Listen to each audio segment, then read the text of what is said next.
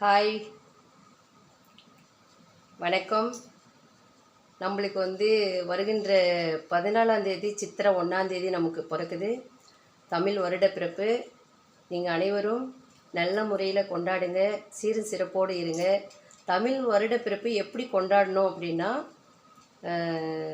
நம்ம 13ஆம் தேதி வீடு 13ஆம் தேதி எல்லாம் சுத்தம் பண்ணி ரெடி பண்ணி வச்சுக்கின்னு, அடுத்தது அன்றைக்கி ஈவினிங் 13ஆம் தேதி ஈவினிங் நம்ம சித்திரக்கனி அப்படின்னு சொல்லுவோம். சித்திரக்கனி அப்போ நம்ம முக்கனி வைக்கணும். மா, பலா, வாழை. சரிங்களா?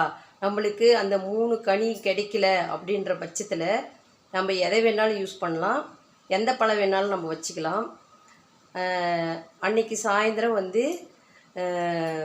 அந்த பழங்கள்லாம் நம்ம தட்டில் வச்சு, அதுக்கப்புறம் நம்மக்கிட்ட இருக்கிறது வெத்தலை பாக்கு, பழம், தேங்காய், அடுத்தது பூ மஞ்சள் கலர் பூ கூட சாமந்தி பூ இருக்குது, சாமந்தி பூ வச்சுக்கலாம். அப்படி இல்லைன்னா மஞ்சள் கலரில் இருக்கிற பூ, எந்த பூவில் இருந்தாலும் மங்களகரமாக இருக்கிறதுக்கோசரம் தான் அந்த பூ வைக்கணும்.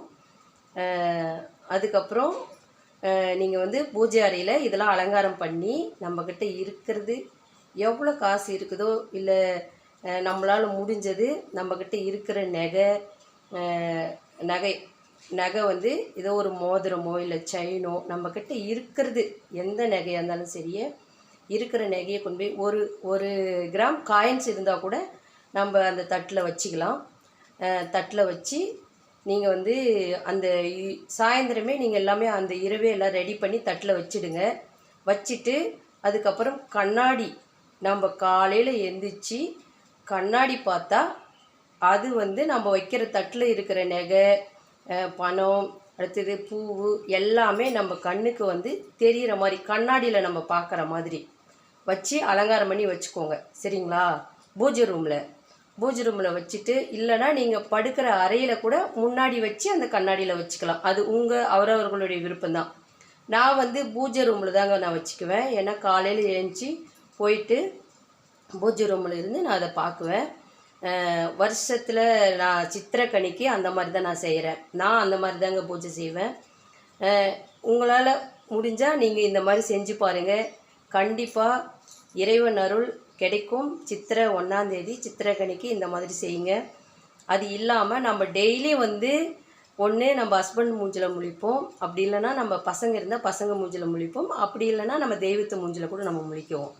அந்த மாதிரி சித்திரக்கனிக்கு நம்மக்கிட்ட இருக்கிற முக்கனி வச்சு பூவு எல்லாம் வாங்கிட்டு வச்சு பூஜை ரூமில் அலங்காரம் பண்ணி, முன்னாடி நாள் 13ஆம் தேதியை நீங்கள் எல்லாம் ரெடி பண்ணி வச்சுக்கோங்க. அடுத்த நாள் காலையில் எந்திரிச்சு அது முகத்தில் பார்த்துட்டு, அதுக்கப்புறம் நீங்கள் போய் ஃப்ரெஷ்அப் ஆகிட்டு மறுபடியும் ஒரு பூஜை அறையில் பண்ணிவிடுங்க. கண்டிப்பாக சகல ஐஸ்வர்யம் கிடைக்கும். நம்ம ஐஸ்வர்யம் கிடைக்குதோ இல்லையோ, நம்ம வீட்டில் சிறப்பாக நம்ம நிம்மதியாக வாழ்கிறதுக்கு ஒரு தெய்வ துணை வேணுன்றோம். அதுக்காக நான் சொல்கிறேன். கண்டிப்பாக நீங்கள் எல்லாரும் வணங்குங்க. சீரும் சிறப்புமாக இருக்கணும்.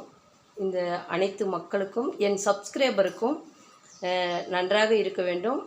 தேங்க்யூ. இந்த வீடியோ பிடிச்சிருந்தால் லைக் பண்ணுங்கள், ஷேர் பண்ணுங்கள், சப்ஸ்கிரைப் பண்ணுங்கள். நன்றி.